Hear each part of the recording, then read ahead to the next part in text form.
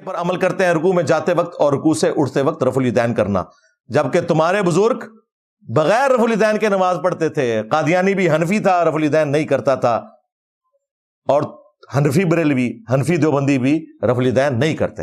اس سے بڑھ کر ان کے جو غوث پاک ہیں عبد القادر جیلانی المتوفی 561 ہجری، انہوں نے غنیت الطالبین میں نماز کا طریقہ وہی لکھا جو بخاری مسلم میں ہے۔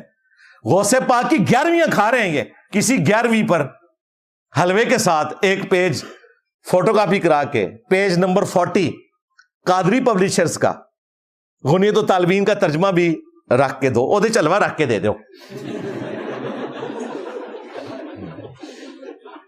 چلو حلوے تو بعد پڑھ لیں گے، انہیں دے مطابق عمل کرنا ہے۔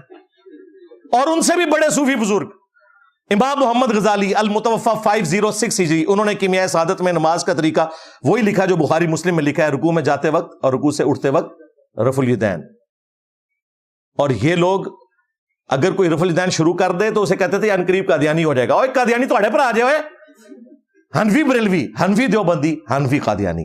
اور یہ نہ سمجھیے گا میں ان کو چھیڑ رہا ہوں، یہ گالیاں دے رہا ہوں، نہیں، یہ گالیاں ہمیں دیتے تھے۔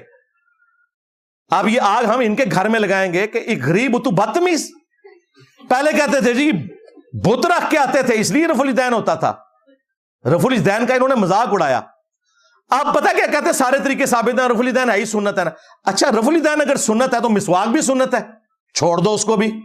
پیلی چپلیں بھی تم نے خود سے سنت ڈکلیئر کی ہیں، چھوڑ دو اس کو بھی۔ پگڑی بھی سنت ہے، چھوڑ دو اس کو بھی۔ حالانکہ یہ سنتیں وہ نہیں ہیں کہ جن کے چھوڑنے کے اوپر کوئی گناہ ہو۔